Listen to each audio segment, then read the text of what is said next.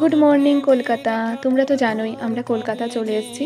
আর আজকে আমরা সকাল সকাল বেরিয়ে পড়েছি বেলুড় মঠ যাওয়ার উদ্দেশ্যে। তারপর অনেক কিছু ঘোরার প্ল্যান আছে, তো দেখা যাক। তো ভাবলাম চলো আজকে একটা ব্লগ তোমাদের সাথে শেয়ার করি। আজকে আমরা প্রথমেই চলে এসেছি বেলুড় মঠ, এখান থেকেই আমাদের সকালটা শুরু হলো। ঢুকে তো ভীষণ ভালো লাগছিল, কারণ জীবনে আমি প্রথমবার এখানে এসেছি। কলকাতায় আমার কখনোই আসা হয়নি।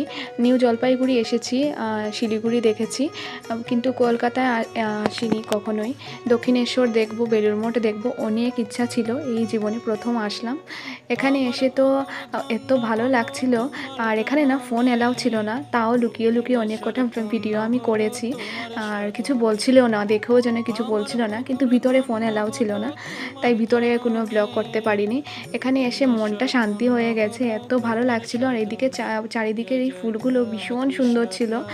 আর এখানে আমরা প্রসাদও খেয়েছি। এই যে গঙ্গার ঘাট, এখান থেকে নাকি দক্ষিণেশ্বর দেখা যায়, তবে আমি তো খুঁজে পাইনি। তোমরা যদি জানো তাহলে জানিও, কিন্তু এখান থেকে দেখা যায় কি না না আমরা তো দেখতে পারিনি। আর একটু তাড়াহুড়াও ছিল ওই দিন, কারণ প্রসাদ খাওয়ার জন্য বারবার বলছিল যাওয়ার জন্য, তাই ভালো করে আর খুঁজতেও পারিনি, আর কেউ দেখিয়েও দেয়নি। তারপর তো আমরা চলে গেছি প্রসাদের দিকে। অনেক কিছু ছিল প্রসাদে, আর এখানে না সিস্টেমগুলো ভীষণ সুন্দর ছিল, আর প্রসাদটা ভীষণ ভালো ছিল, ভীষণ খেতে ভীষণ টেস্টি ছিল। যেহেতু আমরা সকালে ব্রেকফাস্ট করেই বেরিয়েছিলাম, তাই লাঞ্চ তো আমাদের এখানেই হয়ে গেছে। আর এখানে গরম গরম খিচুড়ি পেয়ে আর কি চাই বলো।